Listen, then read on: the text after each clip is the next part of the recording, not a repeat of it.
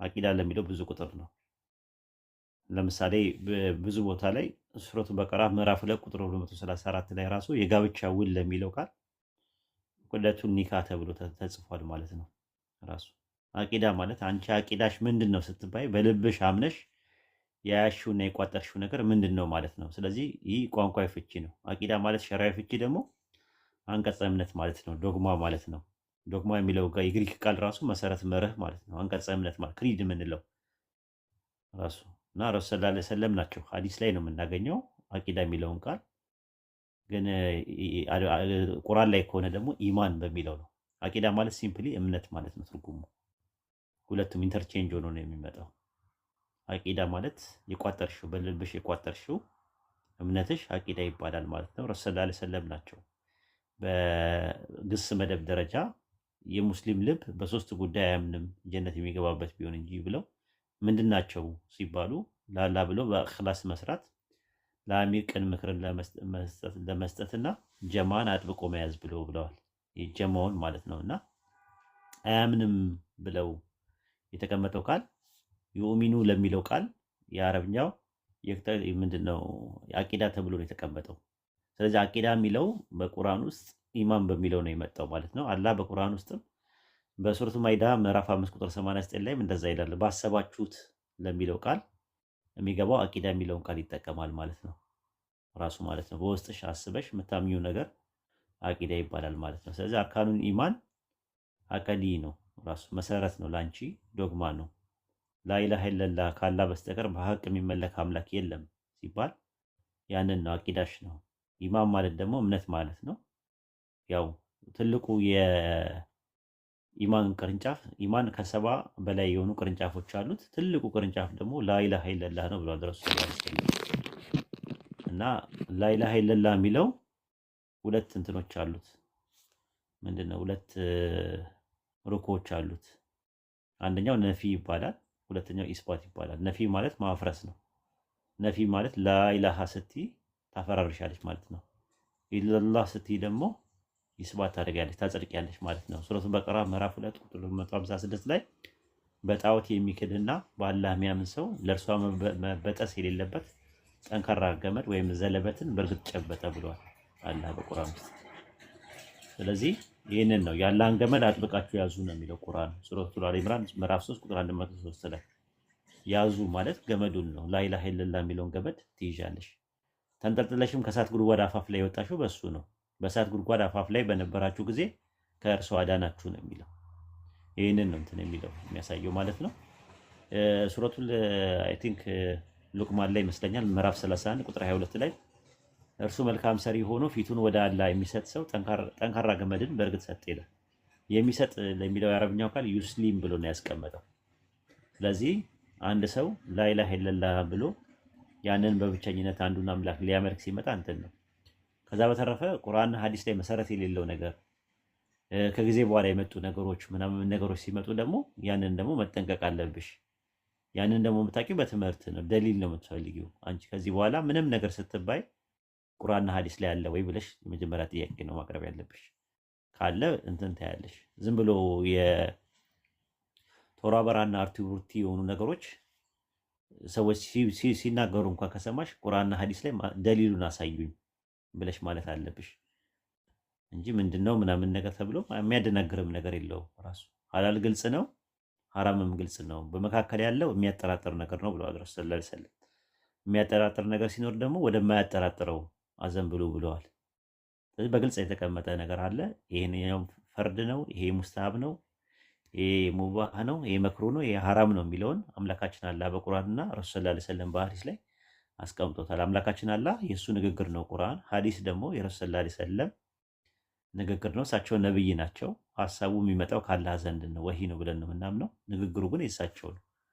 ሰው ይሄ የሆኑ ሐዲሶችን ትቀበያለሽ ማለት ነው። ቀደም ሰለፎች በዝምታ ያለፉትን ነገር በዝምታ ታልፊያለሽ። እንደገና ደግሞ እነሱ የተረዱበትን ነገር ደግሞ አንደርስታንዲንጉን ትይዣለሽ።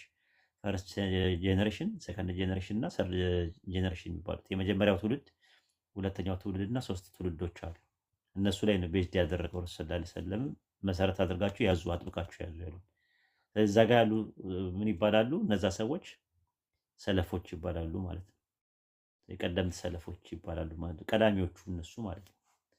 የእነሱን መንሃጅ እነሱ አንደርስታንድ ያደረጉበትን ቁርአንና ሐዲስን አንደርስታንድ ያደረጉበትን ነገር ደግሞ መያዝ የሁላችንም ተቀዳሚ ተግባር ነው ማለት ነው። ይሄ ነው ያለው። ምንም እንትን የሚለው ነገር የለም። ለዛ ነው ተማሩ የምንለው እኛ። ትምህርት ጥሩ ነው፣ መማር ጥሩ ነው ብለን የምንለው ስትማሪ ሁሉ ነገር ታውቂዋለሽ። ካልተማርሽ ምን ካላልሽ ግን ዝም ብሎ አየር ላይ ከሆነ ግን ማንም እየመጣ ነው የሚልህ። ቁጭ ብላይ ስታዩ ሰው ሁላ ረጅም ነው የሚመስልሽ። ያለው አማራጭ ምንድን ነው? መቆም ነው ያለብሽ። አንቺ ስትቆሚ ማን አጭር እንደሆነ ማን ረጅም እንደሆነ ያኔ ታውቂዋለሽ። ስለዚህ ከተማርሽ ማንም መጥቶ እንትን አይደብሽም። ማንም መጥቶ አይረማመድብሽም። ማንም የትኛውም ክርስቲያኑም እና ደግሞ በስመ ሙስሊም ነኝ የሚለውም ዝም ብሎ ጫት ቃሚውም ማንም መጥቶ ጫት ሀላል ነው ሊልሽ ይችላል። መጥቶ እኮ ምን ልትይ ትችያለሽ? እና አላህ ከአርሽ በላይ ነው የሚል ብዙ ቦታ ላይ ቁርአን ላይ ቦታ አለ። 7 ቦታ ላይ አለ። በቃ አላህ ከአርሽ በላይ ነው ይላል። እንዴትነቱ ግን አልተገለጸም። ከአርሽ በላይ ነው የሚለውን ነገር ትቀበያለሽ። አይ እንዴት እያልሽ የምትፈላሰፊ ከሆነ ቀደምት ሰለፎች እንዴትነቱ አልተገለጸም ብለውን አልፈዋል ናሱ ማለት ነው። እና እንደዚህ አይነት ጥያቄዎችን ከተጠየቀ ፊሎሶፊካል አስፔክት ነው። አላህ ሳይቀር ዘመን ሳይቆጠር በፊት ያያሉ አውቅሽ ምንድን ነው የሚያየው ብለሽ ጠይቀው። የሚያየው አለ ወይ? ያኔ ፍጥረት የለም ማንን ነው የሚያየው ብለሽ ጠይቀው። አይሻ እንዴ ፈጣሪ ከሰው ጋር ይመሳሰል ለማየት እኮ የሚታይ ነገር የግድ አያስፈልገውም ይልሻል። እሱ ለራሱ ሲሆን ማለት ነው። እንዴትነቱ አይገለጽም። ያያል ነው በቃ አለቀ። እኔ በጨለማ ውስጥ ያለውን ነገር ማየት አልችልም። ብርሃን ያስፈልገኛል ለማለት። አላህ ግን በጨለማ ውስጥ ያለውን ነገር ያያል። ስለዚህ የኔ ማየትና የአላህ ማየት አንድ አይነት አይደለም። ግን ቁርአንና ሐዲስ ላይ አላህ በቁርአን ረሱል ሰለላሁ ዐለይሂ ወሰለም በሐዲስ ባሰበቡበት ኢስባትና በወሰቡበት ወስፍ ተቀብለን እንሄዳለን። በቃ ያንን እንድንከተል ነው። ከጌታ ወደ አንተ የተወረደውን ብቻ ተከተል ነው የሚለው። ምንድነው የተወረደው ስንል ደግሞ መጽሐፍና ጥበብ ተብሏል። መጽሐፍ የተባለው ቁርአን ነው። ጥበብ የተባለው ደግሞ ሐዲስ ነው። በቃ ሙስሊም የሚከተለው ያ ነው። ከዛ በኋላ ግን ዑለማዎች ከዛ ውስጥ ነው ኢስቲንባጥ። ዑለማዎች የምንቀበልበት ምክንያት አንደኛ በቁርአንም ተነግሮናል። ረሱል ሰለላሁ ዐለይሂ ወሰለም ዑለማዎች የነቢያት ተተኪዎች ናቸው ብለዋል። ስለዚህ ከዛ ነው ኢስቲንባጥ የሚያደርጉት እነሱ ነው። ፊልተር አውት አድርገው ቁርአንና ሐዲስ ላይ ያለውን ነገር የሆነ በልተው ምናምን ስላስቀመጡት ነው።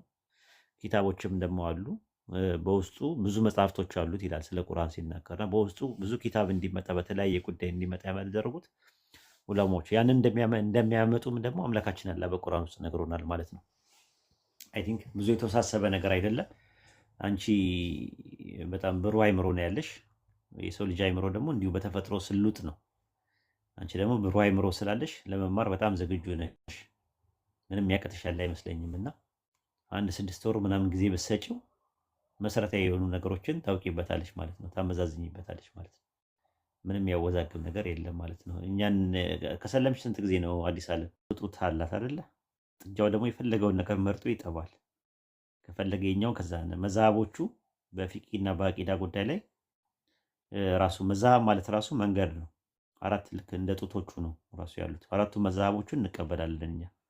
የፈለገውን መዛሃብ መቀበል ይችላል በፊቂ ጉዳይ ላይ ማለት ነው። በአህካሙ ላይ ማለት ነው። ምንም ችግር የለውም። እዛ ላይ አይደለም ችግራችን። ምንም አይነት ችግር የለብንም። 4ቱም እንትኖች ማለት ነው። አራቱም አላህ ይራማቸው። 4ቱንም አይማዎቻችን እንቀበላለን። 4ቱንም ነው የምንቀበለው። መዛብ ማለት ነው። ይሄ ስኩል ኦፍ ቶት ማለት ነው። እና ምንም እንትን የለውም ማለት ነው። የተለየ ነገር የለውም። ስለዛ ደግሞ የራሱ ፕሮፌሽናል የሆኑ ሰዎች አሉ። እሱን ደግሞ እነሱ ይነግሩናል ማለት ነው። እኛ አብዛኛውን አቂዳ አካባቢ ላይ ወይም ደግሞ ኮምፓራቲቭ ሪሊጅን ላይ ያለን ሰዎች ነን።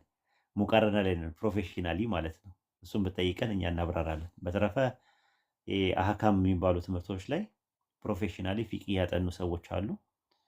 እንደነ ሁሱ አይነት ምናምን ነገር ይችላሉ። ፈትዋ የሚሰጡት እነሱ ናቸው። እውቀቱ በደንብ ያላቸው ነው። እኔ እውቀቱ እዛ አካባቢ ላይ የለኝም ራሱ ማለት ነው። ጀነራሊ ነው የነገርኩህ አሁን ማለት ነው። ምናልባት እዚህ ጋር ሳወራ አይተኝ አዋቂ አሊም አድርገኝ ሊሆን ይችላል እና አሊም አይደለሁም። ተማሪ ነኝ። የኮምፓራቲቭ ሪሊጅን ተማሪ ነኝ። ኮምፓራቲቭ ሪሊጅን ላይ ማንኛውም ሰው ሙቃረና ላይ ሲጠይቀኝ ከአቂዳ አንጻር ሁለቱንም አቂዳዎች ስለማውቃቸው የክርስትናንም አቂዳ የእስልምናንም አቂዳ ስለማቅ ምናልባትም ደግሞ ወደዛ ወደ ሂንዱይዝም ወደ ድራቪድ ኢንዲያን ማለት ነው ወደዛ አካባቢ ላይ ያለውን ቡዲዝም፣ ዞራስተሪያኒዝም፣ ታኦይዝም፣ ሺንቶይዝም እና የማነው ኮንፊሽያሲዝም የሚባሉትን እነዚህ አይነት ነገሮችን ለማጥናት ሞክሬያለሁ። ኮምፓራቲቭ ሪሊጅን ስለሆነ እንትኔ ማለት ነው። በተረፈ እንዳልኩ እስልምና ሰፊ የሆነ እንትን ስለሆነ ሁሉ ነገር የተለያየ ነው ማለት ነው። እና አሁን በላጋ እና ሉጋ ሶርፍ ምናምን አስተማሪዎች አሉ እና አሁን የነሱ እሱን አሁን አብራራልኝ ብለህ ብትል ምናልባት ለራሴ ያስፈልገኛል ብዬ የማውቀውን ነገር ላነብ እችላለሁ፣ ግን እውቀቱ ላይኖረኝ ይችላል። አልፈተፍትም እንደዛው። ምክንያቱም ፕሮፌሽናል የሆኑ ሰዎች አሉ። ስለዚህ ከፈለክ ስለ ፊቂ ማወቅ ከፈለክ ስለ አህካም ከፈለክ እኔ ኡስታዞችን ላመጣ እችላለሁ፣ እዚህ ሊያስተምሯችሁ ይችላሉ። በዛ ዙሪያ ላይ በደንብ ስፔሻላይዝድ ያደረጉ ሰዎች። ለባለሙያዎች ነው መተው ያለብን፣ ሙያውን ለሙያው ነው መተው ያለብን። የማናውቀውን ነገር መናገር የለብንም፣ የማናውቀው ነገር ውስጥም ትንታኔ መስጠት የለብንም። ያንን ነው ብዬ የምለው። ረመዳንዬ አንደርስታንድ ካረከኝ ደስ ይለኛል፣ ካላረከኝ ደግሞ ድጋሚ መጠየቅ ትችላለህ ማለት ነው። ጀዛከላ ኡስታዝ፣ አላህ ይጨምርልኝ። ሹክራን።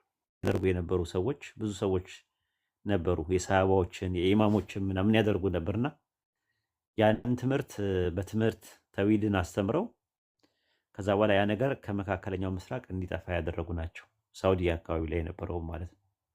በዛ የተነሳ ወሃብ ማለት አልወሃብ ማለት ያላህ ስም ነው። ሱረቱ አለ ኢምራን ምዕራፍ 3 ቁጥር 9 ላይ ታገኘዋለህ። አብዱል ወሃብ ማለት ያላህ ስም ነው፣ ያላህ ባሪያ እንደማለት ነው ትርጉሙ የነበረው። ግን ያንን ነገር የሽሙጥና የለበጣ ስም አድርገው ሰዎች እነዛ ይሄ ሐውልት ምናምን ለአምልኮ አንጠቀምም፣ ምስል ነገር አንጠቀምም ብለው የሚሉ ሰዎችን ሲያገኙ የሽሙጥና የለበጣ ስም አድርገው ወሃብያ ይላሉ። ወሃብያ ማለት ይሄን ነገር የሚያደርግ ነው። ወሃቢይ ነው እንደው የሚሉት እነሱ። ወሃቢይ ልክ ምንድን ነው ሰለፊያ ተብሎ ሰለፊ እንደሚባለው አድርገው ነው የሚጠቀሙበት። ግን ትክክል አይደለም። የብሽሽቅ ስም ነው፣ ሰዎችን ለማብሸቅ የተፈጠረ ስም ነው እና ዝም ብሎ በተለምዶ እነዚህ አይነት ሰዎች ሽርክ ውስጥ ያሉ ጫጥቃሚዎች ምናምን የሆኑ ሰዎች ይሄ ነው ቁርአንና ሐዲስ ላይ መከተል ያለብህ ስትላቸው ለሽሙጥና ለለበጣ ወሃብያ ነው እከሌ ብለው ስም ያወጣሉ፣ ይለጥፋሉ ማለት ነው እንጂ ወሃብያ የሚባል ሰውም የለም፣ ወሃብያ የሚባል ግለሰብም የለም። ያለው ሙስሊም ነው፣ አንድ ሙስሊም ነው ያለው። ከዛ በኋላ ደግሞ ዲናችን ደግሞ ኢስላም ነው፣ መንሃጃችን ደግሞ ሰለፊያ ነው። ይሄ ነው ያለው ማለት ነው።